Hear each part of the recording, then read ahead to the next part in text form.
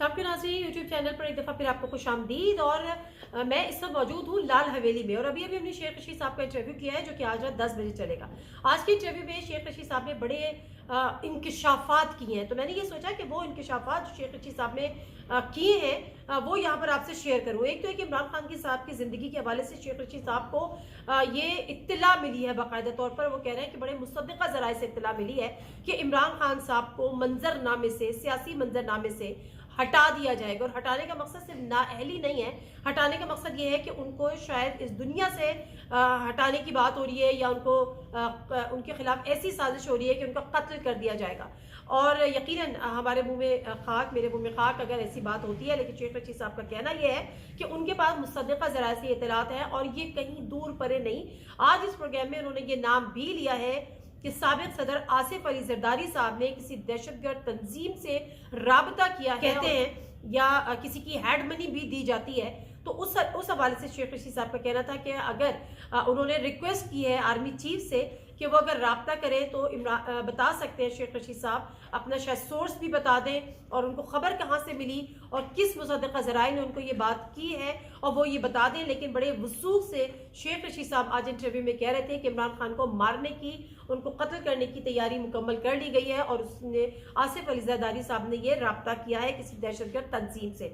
फिर आगे चलते हुए जब बात हुई मोहसिन नकवी साहब के हवाले से, तो ये इंकशाफ भी आज किया शेख रशीद साहब ने अपने इंटरव्यू में कि मोहसिन नकवी साहब किसी ज़माने में उनके भी बरखुरदार तरीन हुआ करते थे। यानी जब बचपन में मोहसिन नकवी साहब के, जो कि अब निगरां वज़ीर आला हैं पंजाब के, जब उनके पेरेंट्स की एक कार एक्सीडेंट में डेथ हो गई, तो अल्लाह जिसको हमेशा से कहते हैं कि मारने वाले से बचाने वाला बड़ा होता है, उस कार एक्सीडेंट में मोहसिन नकवी साहब बचे और उसके बाद उन्होंने बड़ा वक्त शेख रशीद साहब के साथ गुजारा। अब वो बरखुरदार तरीन क्यों नहीं थे, उनका कहना ये है कि शायद वो ज़्यादा नहीं बल्कि शेख रशीद साहब ज़्यादा बड़े हो गए थे। इन शॉर्ट ये कि जब हम बात कर रहे हैं, मैं आज खबरें पढ़ रही थी और मेरे ये मैंने सोचा था कि जी शेख रशीद साहब से पूछूंगी, क्योंकि शेख रशीद साहब ने आज ये बात मीडिया टॉक में की थी। उन्होंने कहा था कि अगर मुझसे कोई पूछे या मैं अदालत जाके ऑन ओथ यानी हलफ उठा के ये बताने को तैयार हूँ कि जो पूरा रजीम चेंज का जो अमल हुआ है, जो पूरा प्रोसेस हुआ है, इसमें पेमेंट्स कहाँ से हुई हैं, किसने पैसे लगाए हैं, किसने पैसे दिए हैं।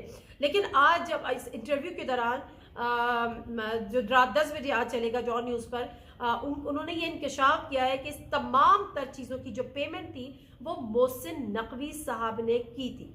अब मोहसिन नकवी साहब जिनके हवाले से ये बात हो रही है कि जी वो आसिफ अली जरदारी साहब के फ्रंट मैन है, कहा यह भी है कि जितनी भी उनकी इन्वेस्टमेंट थी ये चैनल के हवाले से दीगर, वो आसिफ अली जरदारी साहब ने भी एक इन्वेस्टमेंट की थी और वो इन्वेस्टमेंट को पे बैक करने का वक्त आ गया। तो इसी तराजुर में मोहसिन नकवी साहब को जो है वो निगरां वज़ीर आला बनाया गया और उससे पहले मोहसिन नकवी साहब ने सारी पेमेंट्स की, यानी सिंध हाउस में जो हमने देखा था जिस तरह से हॉर्स ट्रेडिंग हुई थी, जिस तरह से लोगों को खरीदा गया था, जिस तरह से उनकी बोलियां लगी थी, वो पेमेंट मोहसिन नकवी साहब ने की।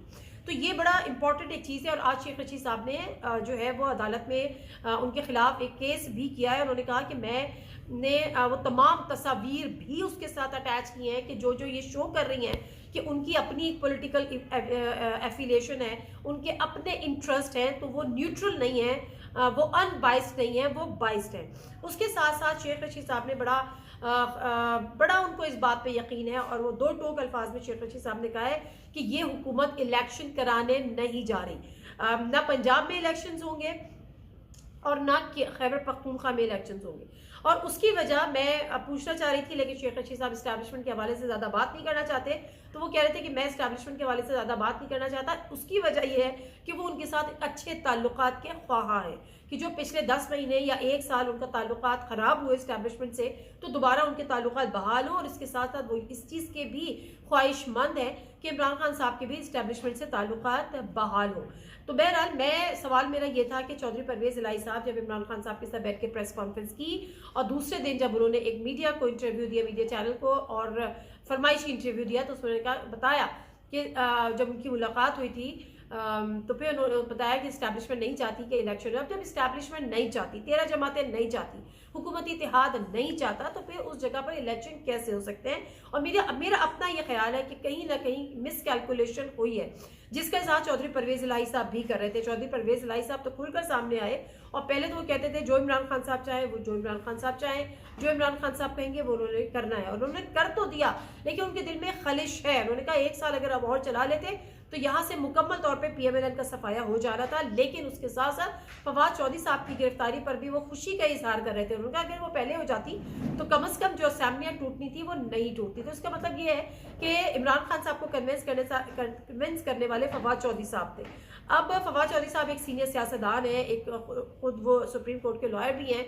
अब क्या ये मिसकैलकुलेशन हुई है? शेख रशीद साहब का कहना था कि आने वाला वक्त बताएगा, लेकिन इस वक्त उनके हाथ कुछ भी नहीं आ रहा और सारी चीज़ें उनके खिलाफ हो रही। दूसरी तरफ मरीम नवाज साहिबा लंदन से चल पड़ी हैं, दुबई पहुंच गई हैं। कल वो भी पाकिस्तान वापस आ जाएंगी। और ये याद रखें कि वो मैंने तो मरीम नवाज साहिबा से जब वो लंदन में थी और जियो न्यूज़ के एक रिपोर्टर ने उनसे सवाल किया कि जी सुना है कि आप बड़ी ताकत के साथ जा रही हैं, किस तरह से इस्तेमाल करेंगी, आप इलेक्शन भी लड़ेंगी और उसके बाद आप CM पंजाब भी बनेंगी। मैंने कम से कम पहली दफ़ा जो मरीम नवाज साहिबा हैं उनको खिलखिला कर हंसते हुए देखा, खुशी उनके चेहरे से टपक रही थी और उस चीज़ का इजहार थी कि जो रिपोर्टर ने पूछा है वो गलत नहीं है। तो PTI ने ये मैदान खुद से खाली करके, ये मैदान खुद से साफ करके PMLN को प्लेट में रख के दिया है। अब PMLN की हुकूमत या इत्तेहादी हुकूमत जो नहीं चाहते थे कि असेंबलीज टूटे और खान साहब ने असेंबलीज तोड़ी, उसके बावजूद अब उनका जाहिर सी बात है अब वो जो करना चाहते हैं वो करेंगे। आपका कंसेंसस नहीं हुआ, निगरान वज़ीर आज़म से मामला इलेक्शन कमीशन गया और आप खुद कहते थे कि election commission chief election commissioner किसके कहने पे आपने लगाया, तो फिर आपने कैसे सोच लिया था PTI ने कि फैसले उसके हक में होंगे। अब इससे सिवाय इसके कि इमरान खान साहब एक मकबूल तरीन लीडर है, सिवाय इसके कि उनकी पॉपुलैरिटी इज्जत अवाम में बहुत ज़्यादा है, इसके अलावा कोई कार्ड PTI के पास नहीं है। सारे जो इसका कार्ड्स हैं वो PMLN के और पीपल्स पार्टी के पास हैं और इस वक्त बेनिफिशरी भी तमाम सूरत हाल का वही है, क्योंकि इस्टेब्लिशमेंट इस वक्त उनके साथ खड़ी है। हमें मोहसिन नकवी साहब को अगर ये कहा जाता है कि वो जरदारी साहब के फ्रंट मैन है और उनके बरखुरदार हैं, तो फिर हमें ये नहीं भूलना चाहिए कि आर्मी चीफ के साथ काबा शरीफ से निकलती हुई उनकी एक वीडियो मंजर यहाँ पे आई है।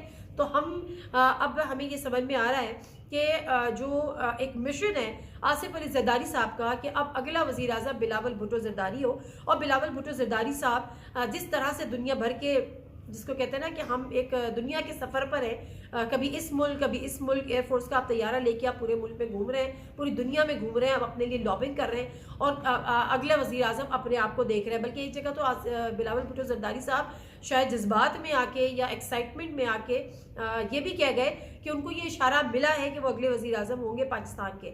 अब ये इशारा उनको कहाँ से मिला है, तो आने वाले वक्त में होगा क्या, एक और बड़ा इंटरेस्टिंग गेम होने जा रहा है। क्योंकि अब इलेक्शन हो जाते हैं, अभी नहीं होंगे तो जाहिर सी बात है अक्टूबर में होंगे, ज़्यादा आप कितना अर्सा खेल सकते हैं। 2-3 सवाल है कि क्या पॉपुलैरिटी जो एक वाहिद हथियार PTI के पास बचा है वो उसको कैश कराएगी, या मरीम नवाज और बिलावल भुट्टो में वज़ीर आज़म की जंग होगी। तो ये आने वाला वक्त बताएगा।